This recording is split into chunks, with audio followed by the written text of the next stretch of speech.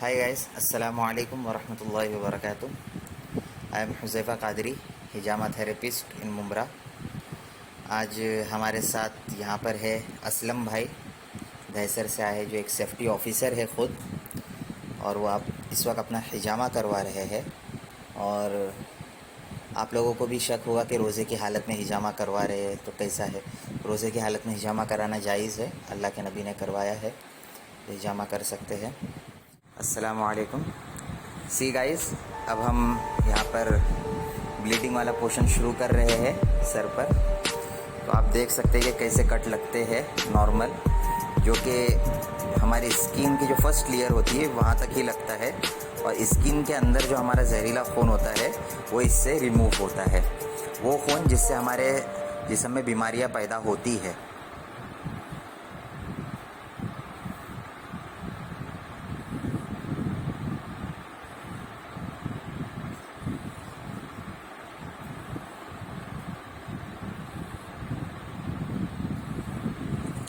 तो देखा आपने कैसे कट्स लगे हैं, एक सीक्वेंस में पूरे कट लगे, एक लाइन से तरतीबवार, ऐसा नहीं कि कहीं पे भी खींच दिया और मार दिया।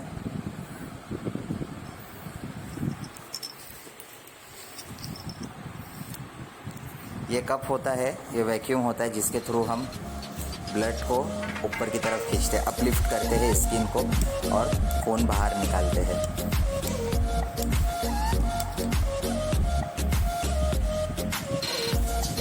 आप देख सकते हैं जो डर्टी ब्लड होता है वो बाहर निकल रहा है।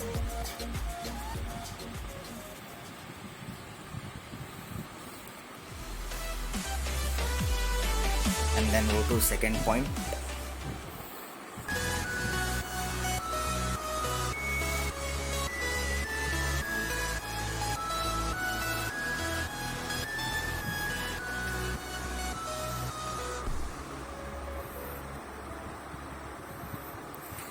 इस वक्त मैं एक चीज़ शेयर करना चाहूँगा आप लोगों से, हमारे जो व्यूवर्स हैं उनसे, कि बहुत से लोग सर पर हिजामा कराने के लिए, नॉर्मली हिजामा कराने के लिए डरते हैं। असलम भाई, लोग कहते हैं कि दर्द होता है कट्स में।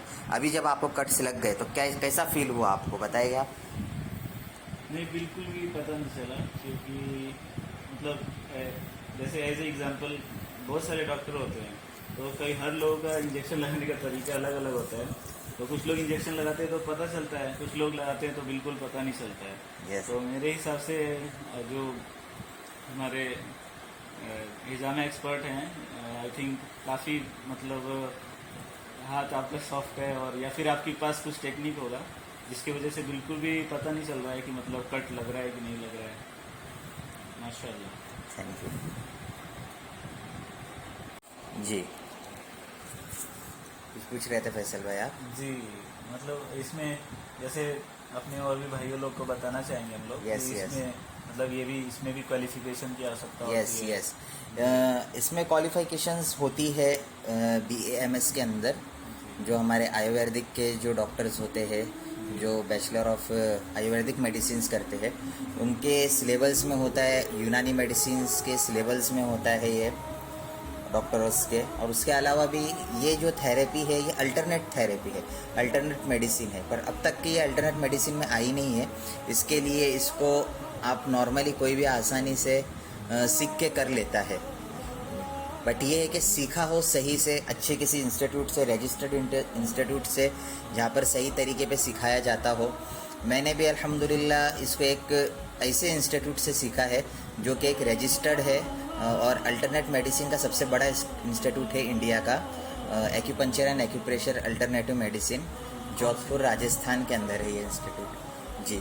जब मैंने वहाँ पर रजिस्ट्रेशन किया था अपना ख़ुद का, और वहाँ पर बात की थी, तो उन लोगों ने ऑनलाइन की बात की थी पढ़ाने की, तो मैंने मना कर दिया था कि मैं ऑनलाइन नहीं पढ़ूँगा, क्योंकि मुझे ऑनलाइन पे बिलीव नहीं था उस वक्त। तो फिर उन्होंने, उनके कोऑर्डिनेटर थे बम्बई के अंदर ही, तो उन्होंने मुझे उनका नंबर दिया था, फिर मैंने जाके डायरेक्टली उनसे बम्बई जा करके सीखा है। वही बेहतर है, क्योंकि ये देखिए, अभी हमने सफाई का सर का ये वाला जो पॉइंट है इसे रिमूव किया है, ब्लीडिंग यहाँ पर है उसकी। तो जैसे भाई हम लोग ये जानना चाहते हैं कि कैसे पता चलेगा कि मतलब अभी ब्लीडिंग इसमें ख़त्म हो गई है या अभी यस, इसके अंदर एक टाइम होता है उसका, जैसे कि देख लीजिए, अगर आप अच्छे से देख रहे हो, यहाँ पे मैं कैमरा जूम करता हूँ, तो यहाँ जहाँ ब्लीडिंग खत्म हो चुकी है उसके ऊपर एक नॉर्मल पानी जैसा ब्लड जमा हुआ है। जहाँ ये ब्लड आ जाता है, समझ जाना कि अब ब्लीडिंग इस पॉइंट से ख़त्म हो चुकी है, कप को हमें रिमूव कर देना है। जैसे कि आप भी देख रहे होगे कि ये जो ब्लड है, हमने अभी जो टिश्यू से साफ़ किया है कप के थ्रू, जी, ये जो वाइट सीरम ब्लड जो होता है, ये जहाँ निकलना शुरू हो जाए कप को रिमूव कर देना है। तो इसमें जो भी हिजामा थेरेपी कराते हैं उनको बिल्कुल भी डरने वाली बात नहीं है। यस, कभी भी हिजामा कराएं तो किसी मतलब एक्सपर्टाइज से या फिर जो जिसने मतलब अच्छे इंस्टीट्यूट से पढ़ाई किया हो उसी से कराएं। क्योंकि Yes. अभी इसमें मतलब अगर आप किसी ऐसे बंदे से करा लेते हैं तो फिर बाद में आपको तकलीफ भी उठाना पड़ सकता है। यस, तो इसलिए बिल्कुल, कभी भी किसी से भी कराएं, चाहे आप मुंबई में हो या फिर जिस भी स्टेट में हो, तो अच्छे से पता कर लें, उसका रिव्यू वगैरह देख लें, हर एक चीज़ उसके बाद ही कराएं। राइट। सो दोस्तों, ये देखिए, अभी हम हार्ट का पॉइंट रिलीज़ कर रहे हैं भाई का। किस तरीके से गंदगी होती है पॉइंट पर और वो बीमारियां पैदा करती है।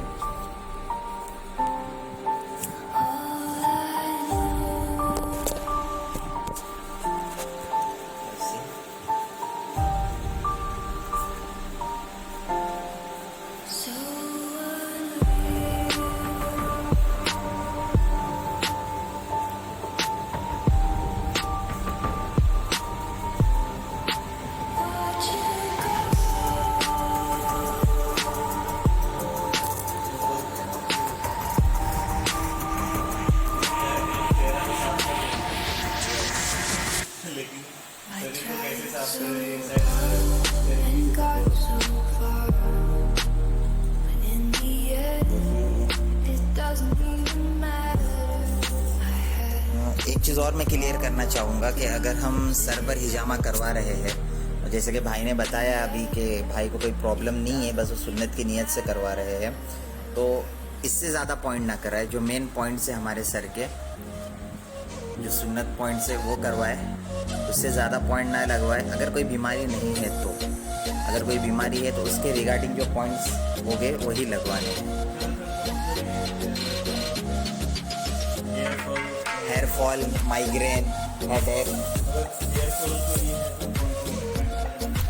हेयर फॉल पे ये पॉइंट लगता है जी, हाँ, अभी आपको मैंने जो लगाया ये सुन्नत पॉइंट है, मेन तालू का जो पॉइंट कहते हैं इसे हम लोग, ये सुन्नत पॉइंट है, ये पॉइंट लगता है। और इसके अलावा जिन एरियाज के अंदर बाल आपके गिर रहे हैं, हेयर फॉल जहाँ हो रहा है वो एरिया में लगते हैं। इसके साथ साथ लीवर और हार्ट के पॉइंट भी हेयर फॉल में लगते हैं, क्योंकि हाँ, बीमारी और वजह, बीमारी और बीमारी की वजह, वो बीमारी की वजह लीवर और हार्ट होती है उसमें।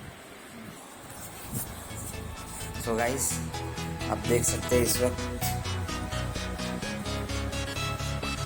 बहुत से लोग कट से डर जाते हैं कि कट कैसे लगेंगे, कुछ दाग से डर जाते हैं, तो ये हल्के मार्क्स होते हैं जो 1-2 दिन में ख़त्म हो जाते हैं। और कट्स भी आपको एक दिन ज़्यादा से ज़्यादा, अगर आप अच्छे से इसको कवर करते हैं तो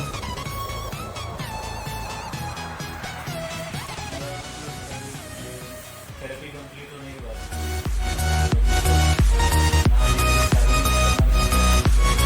यस, साबुन यूज़ कीजिए आप, वो वाला कीजिए जिसके अंदर केमिकल ना हो। यस, क्योंकि ये जो कट्स ताज़े होते हैं और जब साबुन हम यूज़ करेंगे तो जाहिर सी बात है कि वो केमिकल बॉडी में जाएगा, इसलिए